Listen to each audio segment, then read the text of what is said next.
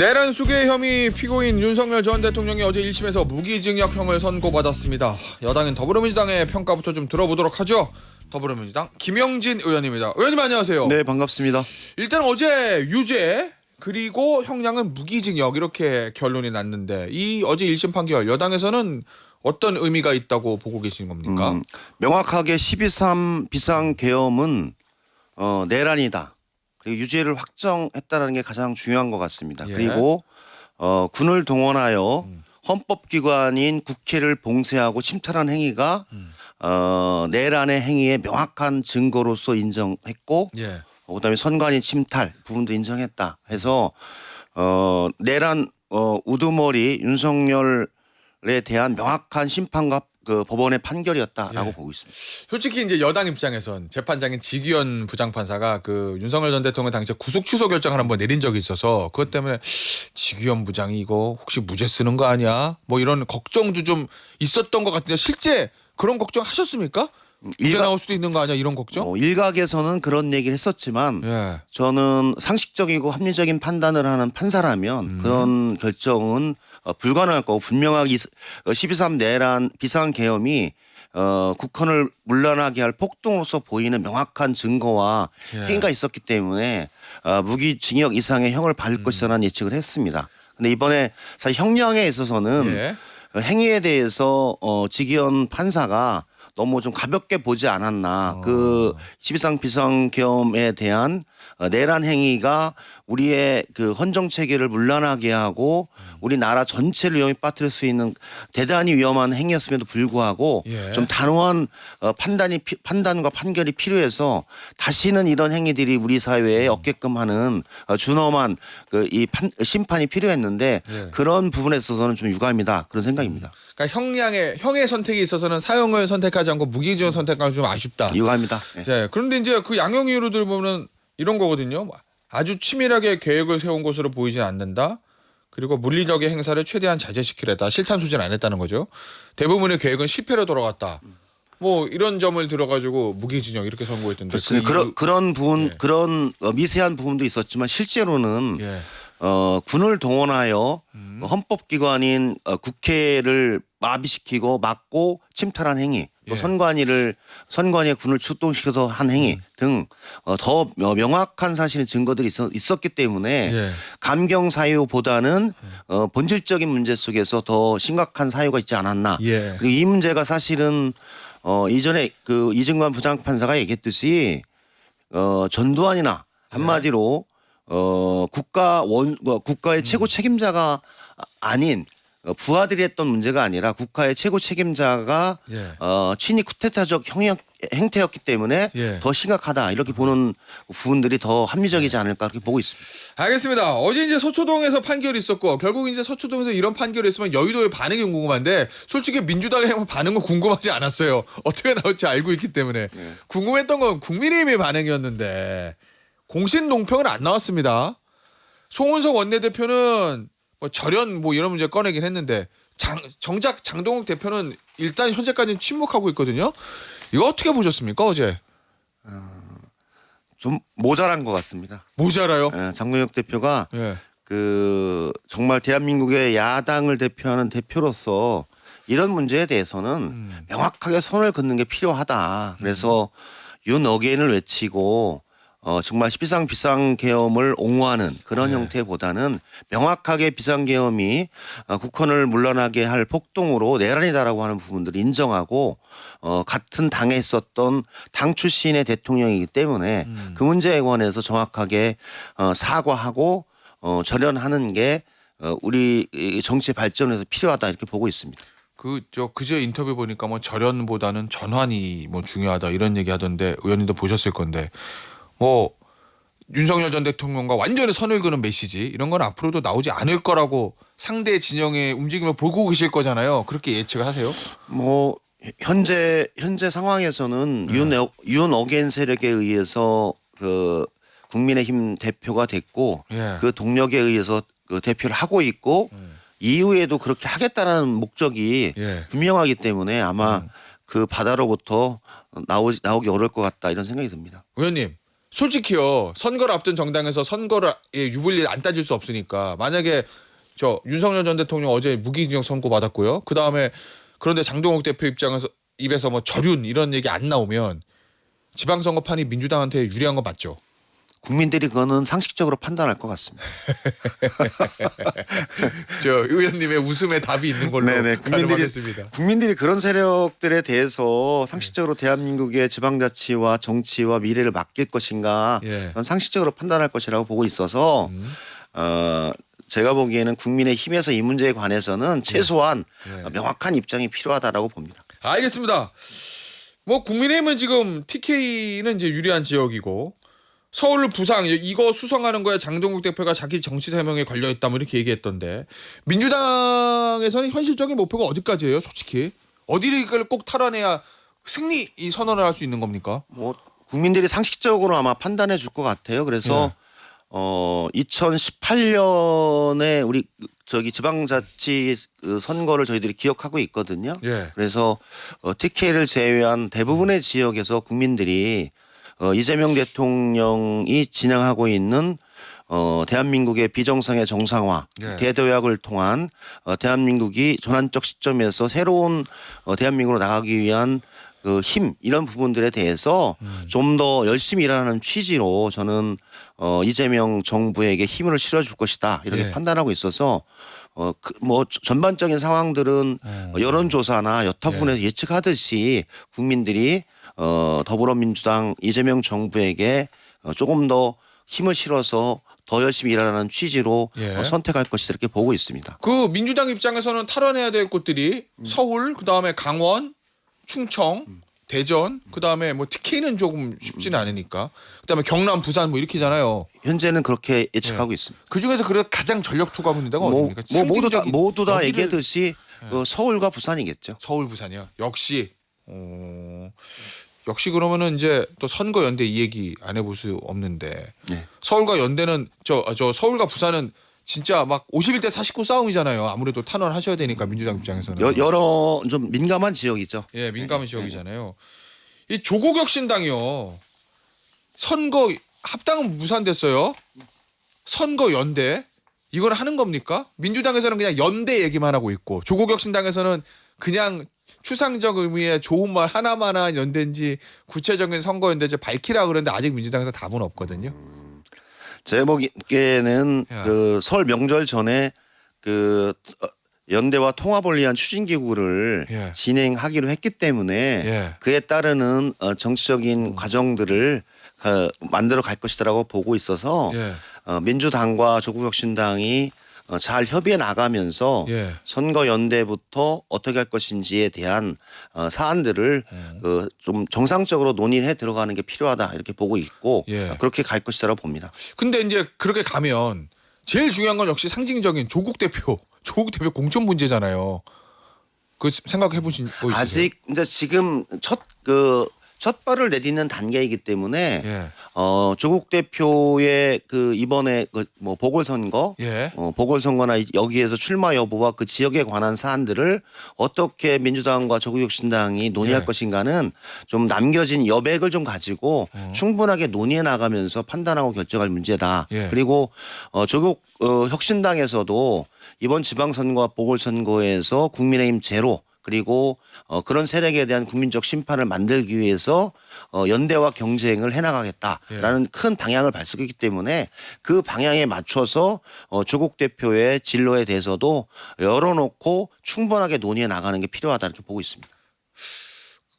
그 연대와 통합의 정신을 살리기 위해서 평택이나 군산 여기를 과감하게 양보하는 거 이것도 하나의 카드로 생각하고 계세요? 지금은 이제 구체적으로 어느 지역을 어떻게 할 것인가에 대해서는 예. 지금 선거 연대를 어떻게 할 것인가를 처음 논의하는 첫 출발점이기 때문에 예.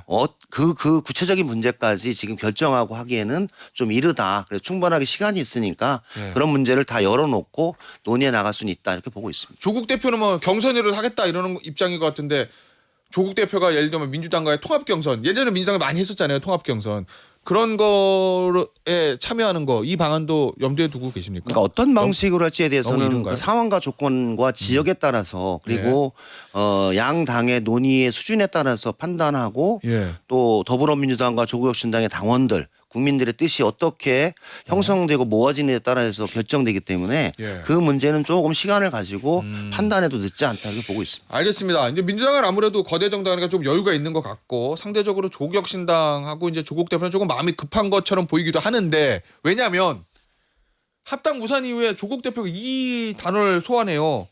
손가역 얘기 한번 하고 그다음에 두 번째 SNS는 뮨파하고 손가역. 의원님 원조 친명이시잖아요. 사실은 이재명 대통령과 오래 정치라고 가까웠던 분들한테 이 뮨파, 손가역 이거는 되게 기분이 좀 안 좋은 단어일 수도 있는데요. 아니 뭐 반드시 뭐 그런 손가역은 사실은 2017년 이재명 그 현재 대통령께서 예. 2017년에 성남시장을 할 때 첫 번째 대통령 후보로 출마를 했었을 때 같이 했었던 멤버들이고 저도 같이 움직였던 멤버들이에요. 예. 손가역이라는 손가락 혁명군이라고 하는 해서 우리의 손가락으로 우리 세상을 한번 좋게 바꿔보자는 취지로 했기 때문에 초창기에는 긍정적인 형태로 활동을 하다가 예. 나중에 가서 너무 극단적인 형태로 가기 때문에 해산을 하는 게 좋겠다라고 이재명 당시 시장도 얘기를 했고 해서 소멸된 조직이거든요. 예. 그리고 뭐 뮨파는 마지막에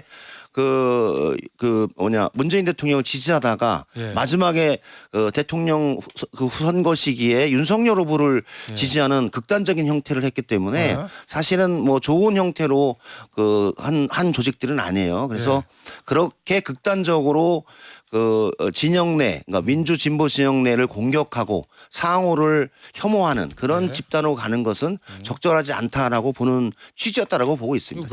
왜 꺼냈을까요, 이 단어? 지금도 제가 보기에는 이제 극단적으로 조국 혁신당과 조국 대표 또 민주당 내 일부 정치인들을 그렇게 비판하는 형태로 나타나면 안 되기 때문에 아마 그런 언어들을 소환했다라고 보는데 앞으로 그런 일들이 발생하지 않았으면 좋겠다 그런 생각입니다. 그냥 조국 대표의 선의로 해석을 저는 여러 가지 형태에서 나쁜 결과를 불러왔던 그 집단이었기 때문에 그런 집단으로 현재 그 민주당과 민주당을 지지하는 사람들이 더 진화하는 것 자체는 타당하지 않다 이렇게 보고 있습니다. 알겠습니다.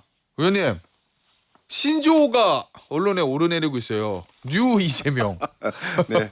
이거 민주당 내에서 지금 나오는 얘기인데 뉴 이재명 온라인에 저 돌아다니는 당원 모집 포스터인데 보면 거기 보시겠지만 모집 뉴 이재명 더불어민주당 당원 모집 중 현재 이재명 없는 더불어민주당은 개판입니다. 뭐 이렇게 얘기하고 있거든요. 여기 보면 저 이 중도 보수 쪽에 서 계신 분, 세상에 변화 주고 싶은 분, 효능감을 느끼고 싶은 분, 여러분이 입당을 환영합니다. 뭔가 이렇게 해서 뭔가 이제 대통령이 그 야당 대표 시절에도 얘기했던 민주당은 중도 보수 정당입니다. 뭔가 이제 오른쪽으로 가서 진영을 넓게 쓰려는 거기에 좀 부합하는 듯한 포스터 같기도 하고. 근데 이거를 또 반대하는 민주당 당원들은 뭐 뉴수박이다 뭐 이렇게 비판하잖아요. 이거 네. 어떻게 보셨어요? 이 상황들. 옛말에 그런 말 있잖아요. 그러니까 성을 쌓으면 망하고 길을 열으면 흥한다 이런 얘기 있거든요. 그리고 실제로는 저는 민주당이나 이재명 대통령을 좋아하는 모든 사람들이 나만의 대통령 아주 극소수의 대통령으로 이재명 대통령을 가두지 말고 모두의 대통령인 이재명 대통령을 만드는 게 필요하다. 그래서 누구를 혐오하고 비판하면서 이재명 대통령과 내가 가깝다라는 형태로 하는 것보다는 다 열어놓고 서로 차이를 인정하고 풍부한 하나가 돼서 넓은 민주당과 모두가 좋아하는 이재명 대통령을 만들자 이런 좀 포용과 협력의 자세로서 했으면 좋겠다. 그 속에 뉴 이재명이면 어떻고 뉴 이재명이면 어떻습니까? 그리고 올드 이재명이면 어떻습니까? 저는 그런 모든 세력들이 그 같이 연대와 협력을 통해서 나가는 게 아마 지금 더불어민주당과 이재명 대통령이 바라는 바가 아닐까 이런 생각이 들어요. 그럼 대통령이 이제 중도 보수 쪽으로 외연을 확장하고 운동장을 넓게 쓰라는 이 방향 자체는 옳고 그렇게 가야 된다 그럼 말씀이신 뭐 거잖아요. 제가 보기엔 플러스 덧셈 정치로 플러스 알파기 때문에 네. 더 많은 사람들이 민주당의 강령과 정책 그리고 이재명 대통령이 추진하고 있는 지금 대도약과 혁신을 통한 대한민국의 전환에 네. 같이 동의하는 사람들이 많이 있거든요. 그리고 뭐 코스피 5천 그리고 여러 가지 산업 정책, 에너지 정책 그 여러 분야에 있어서의 이재명 대통령이 추구하는 길에 동의하는 분들이 네. 중도 보수 쪽에서도 긍정적으로 보시는 분들이 많기 때문에 예. 더 장을 열어가고 운동장을 넓게 쓰는 것은 예. 그분의 이름이 뉴 이재명이든 올드 이재명이든 상관이 없다 그렇게 보고 있습니다. 근데 그걸 가지고 당내에서 일부 당원들이 뉴수박이다 이렇게 비판하는 건 어떻게 보세요? 그렇게 가는 것이 이제 하나의 정치적 언어로서 이재명 대통령을 너무 좁은 운동장에 가두는 형태로 가면 안 된다. 예. 모두의 대통령 같이 하는 민주당으로 가는 지향점을 예. 가지면서 갔으면 좋겠다라고 봐요. 정치적인 특정의 목적을 가지고 예. 사용하는 것은 적절하지 않다고 봅니다. 알겠습니다. 의원님이 공천권을 가지고 계신 건 아니지만 궁금한 게 있어서요. 개항을 어떻게 정리하실 거예요, 의원님? 당에서. 왜냐하면 송영길 전 대표도 이재명 대통령에게 소중한 사람이고 뭐 물론 대통령에게 소중하다고 꼭 우선을 받는 건 아니지만 김남준 대변인도 대통령에게 소중한 사람이고 대통령 당선에 두 사람 다 공이 있는 사람들이고 이거 어떻게 정리해야 돼요? 왜냐하면 김남준 대변인도 곧 청와대에서 뭐 나온다 사의를 표명할 거다라는 보도가 있었거든요. 송영길 대표는 뭐 복당 신청하고 개항을 이사 갔고 어떻게 정리해야 돼요 이거? 어제 당에서도 얘기했듯이 예. 송영길 우리 민주당 전 대표가 지금 무죄를 받았잖아요. 예. 그래서 복당을 오늘 신청한다고 했으니까 예. 아마 복당은 신속하게 수용을 해서 받아들일 것 같아요. 예. 제가 이제 송영길 대표 프랑스에 갔었을 때 프랑스에 갔을 때 빨리 들어와야 된다. 예. 이 문제가 생겼다.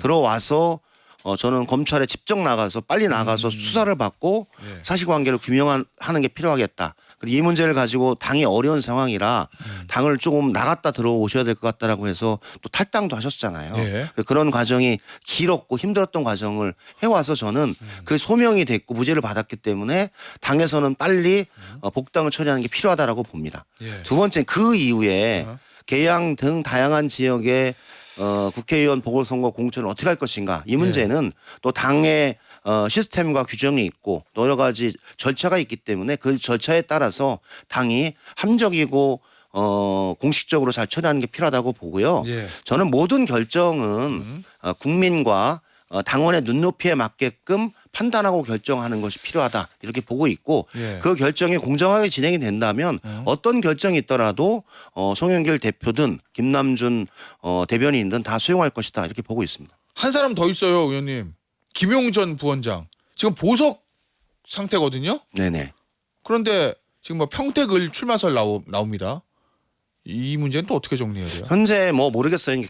김용 민주연구원 네. 전 부원장도 본인의 사건이 정치적 사건에 의한 조작 기소 그에 따르는 재판에 의해서 유죄를 받았기 때문에 네. 그 유죄가 대법원에서 파기환송돼서 무죄를 받을 것이다라는 추측하에 사실은 출마 여부를 지금 얘기하고 있어서 네. 판결 여부를 좀 지켜본 이후 판단하고 결정하는 게 필요하다. 그리고 그런 문제도 사실은 본인 대단히 억울하다고 보고 있거든요. 네. 그 대장동 사건에 따르는 기소와 재판 자체가 그러면 그 절차와 과정이 현재 대법의 과정이 남아 있기 때문에 그 과정을 살펴보고 그것도 또한 국민과 당원의 눈높이 그리고 당의 시스템에 의해서 판단하고 결정을 해야 된다라고 하는 부분이 있어요. 그러니까 좀 여러 가지 주장도 있지만 예. 조금 더 객관적이고 냉정하게 판단하고 결정하는 것이 더불어민주당으로서는 필요한 시기다 이렇게 보고 있습니다. 알겠습니다. 여기서 마무리하도록 하겠습니다. 더불어민주당 김영진 의원이었습니다. 의원님 감사합니다. 네, 고맙습니다.